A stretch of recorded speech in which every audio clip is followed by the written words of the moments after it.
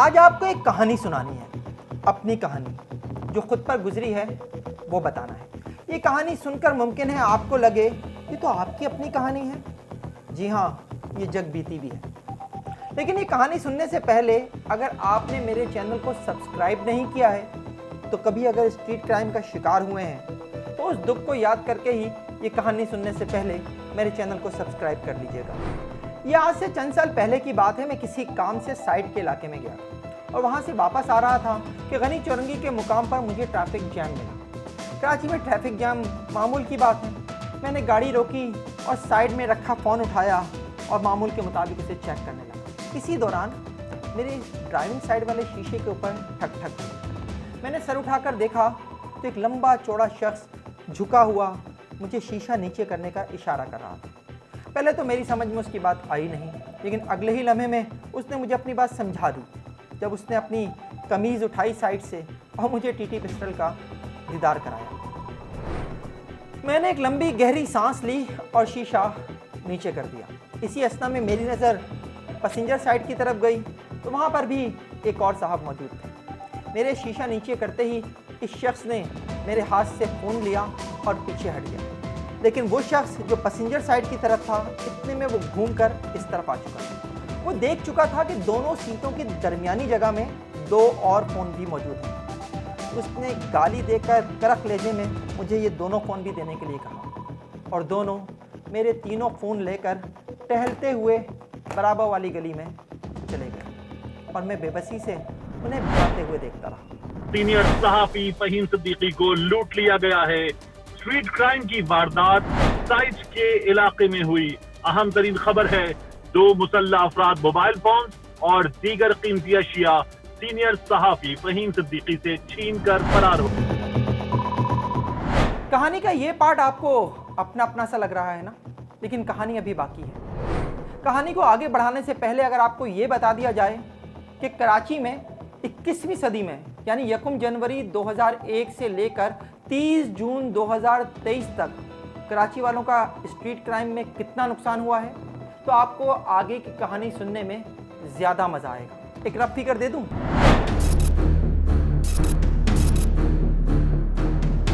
लुट गए, बर्बाद हो गए कराची के शहरी स्ट्रीट क्रिमिनल्स के हाथों। माफियाज के शहर में रहने वाले कराची के शहरियों को दीगर माफियाज की तरह बेखौफी से लूटा है स्ट्रीट क्रिमिनल्स ने और महरूम कर चुके हैं कराची के शहरियों को तकरीबन 200 अरब रुपए से।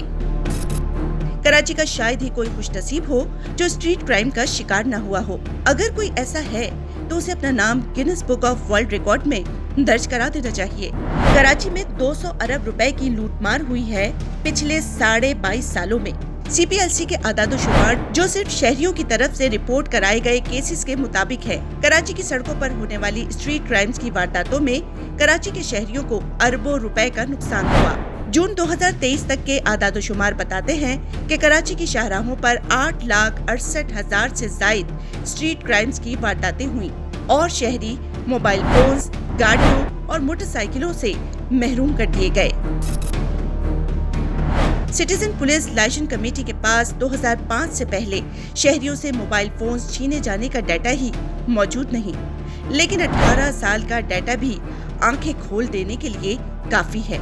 18 साल में शहरियों ने मोबाइल फोन छीने जाने के 3 लाख से जायद वाकयात रिपोर्ट कराए और पुलिस और अदालतों के चक्कर से बचने के लिए आह भर कर बैठ जाने वाले यकीनन इससे कहीं ज्यादा होंगे। मोबाइल फोन्स छीने जाने के रिपोर्टेड केसेस से कराची के शहरियों का कितना नुकसान हुआ है, इसका एक मुहतात अंदाजा लगाने के लिए FIR विद फहीम सिद्दीकी की टीम ने एक मोबाइल फोन की औसत कीमत सिर्फ 25,000 रुपए लगाई है, जो असल कीमत से यकीनन बहुत कम मालूम होती है।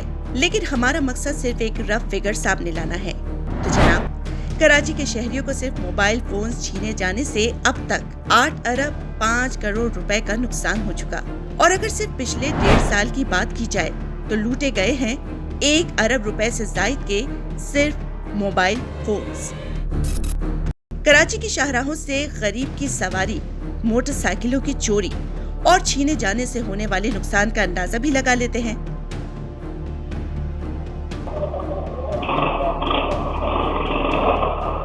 और एक मोटरसाइकिल की कीमत लगाते हैं सिर्फ 50,000 रुपए, तो जरा दिल पर हाथ रख लीजिए। कराची के शहरियों को पिछले 22.5 साल में 4,85,990 मोटरसाइकिलों से महरूम किया गया और इससे होने वाले नुकसान का मोहतात अंदाजा बनता है 24 अरब 32 करोड़ रुपए से भी ज्यादा। अब आखिरी बात, कराची की शाहराहों पर अपनी कारों से महरूम कर देने वाले शहरियों के नुकसान की तो जनाब ये फिगर बनती है 160 अरब से भी ज्यादा, वो भी उस सूरत में कि हमने गाड़ी की मालियत सिर्फ 20 लाख रुपए लगाई है। कौन सी गाड़ी आती है आज 20 लाख में? देखा आपने कराची की सड़कें किस तरह स्ट्रीट क्रिमिनल्स के लिए जन्नत बनी हुई हैं और कैसे कराची के शहरी लूटे जा रहे हैं, तो कोई पूछने वाला नहीं। खैर वापस आते हैं अपनी कहानी की तरफ। खुद को लूटे जाने के बाद मैंने पुलिस को हिला कर रख दिया। थाने पहुंचा और थाने के फोन से आला पुलिस अफसरान से राब्ते किए। मेरा कहना था कि जो शख्स मुझे ड्राइविंग साइड से लूट रहा था उसका कद गैर मामूली लंबा था। वो तकरीबन रुकू की हालत में था जब वो मुझसे बात कर रहा था। ऐसे क्रिमिनल्स इलाके में कम ही होंगे और उन तक पहुंचना पुलिस के लिए नामुमकिन नहीं। सहाफ़ी होने का एक फ़ायदा तो है कि पुलिस कुछ ना करने की ख्वाहिश के बावजूद कुछ करने पर मजबूर हो ही जाती है। किस्सा मुख्तसर, FIR कराने के बाद मैं पुलिस को एक राब्ता नंबर देकर घर आ गया। 2 ही घंटे गुजरे होंगे, DSP का फ़ोन आया। उसने कहा कि हमने आपके बताए हुए हुलिये के 2 अफराद को गिरफ्तार कर लिया है। तस्वीरें भेज रहा हूँ, शनाख्त कर लीजिए। मैं हमेशा एक बात कहता हूँ कि हमारी पुलिस करना चाहे ना तो उसके लिए कोई भी केस हल करना नामुमकिन नहीं है। कराची में कोर कमांडर पर हमले का केस हो या DIG के कुर्बानी के बकरे की गुमशुदगी का मामला, जिस पर ना कोई नंबर प्लेट थी और ना ही कोई ट्रैकर, लेकिन पुलिस ने उसे चंद घंटों में ही ढूंढ निकाला। खैर मैंने DSP साइट की भेजी हुई तस्वीरें देखी और रिप्लाई कर दिया। यकीन जानिए कि वही दोनों बच्चे जिन्हें पुलिस ने सिर्फ 2 घंटे में ढूंढ निकाला। और अब मामला था मोबाइल फ़ोन्स की बरामदगी का, और यहाँ से मेरी कहानी मज़ीद दिलचस्प हो जाएगी। लेकिन पहले मैं आपको ज़रा ये बता दूं कि जुर्म की काली दुनिया का ये मामूली सा जुर्म कैसे एक ऑर्गेनाइज्ड क्राइम बन चुका है। ऑर्गेनाइज्ड क्राइम उन जराइम को कहा जाता है जो पुलिस की मर्जी के बगैर न हो सकते हों, जैसे जुए और सट्टे के अड्डे, मनशियात फरोशी और कहवा खाने। किसी भी इलाके में ये जराइम पुलिस की मर्जी के बगैर होना नामुमकिन है। और बिल्कुल इसी तरह स्ट्रीट क्राइम भी अब इसी कैटेगरी में आता है। हर थाने की पुलिस इस बात से वाकिफ होती है कि इलाके में कौन से ऐसे पॉइंट्स हैं जहां स्ट्रीट क्राइम की वारदातें ज्यादा होती हैं। सिटीजन पुलिस लाइजॉन कमेटी का डेटा तो शहर में इन मकामात की अब वाज़ेह निशानदेही भी कर चुका है।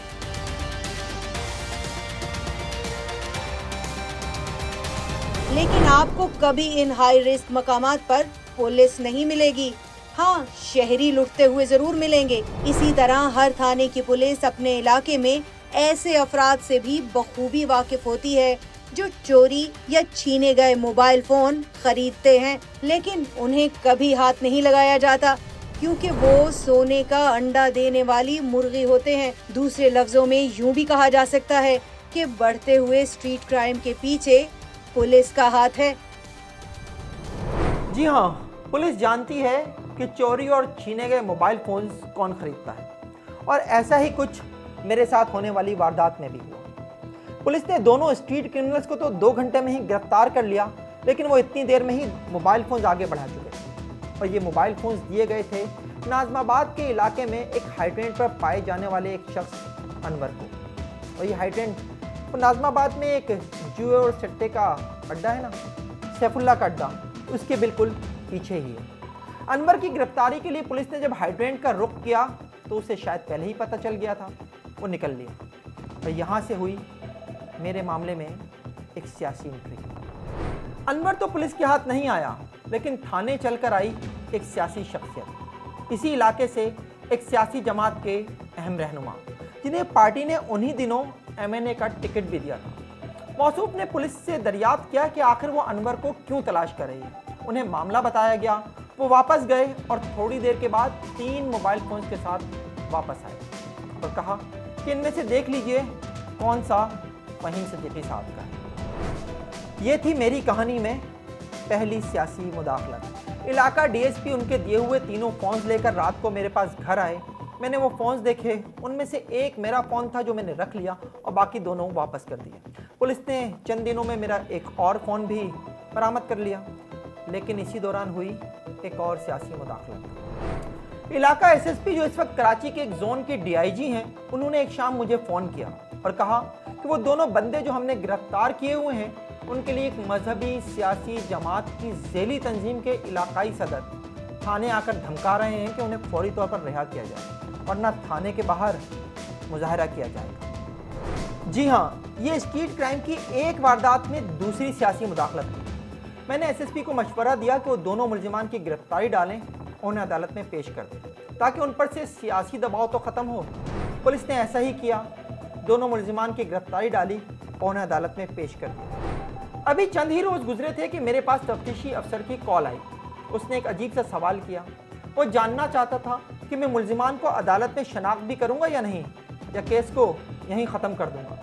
ये पुलिस का अमूमी रवैया है, जिसकी बुनियाद है आवामी रद्द-ए-अमल। लोग पुलिस और अदालतों के चक्कर से बचने के लिए पुलिस केस या तो कराते ही नहीं हैं या फिर उसे आगे नहीं बढ़ाते। मैंने आईओ से कहा कि जिस दिन भी मुलजिमान की शनाख्ती परेड हो मुझे बता देना, मैं वक्त पर कोर्ट पहुंच जाऊं।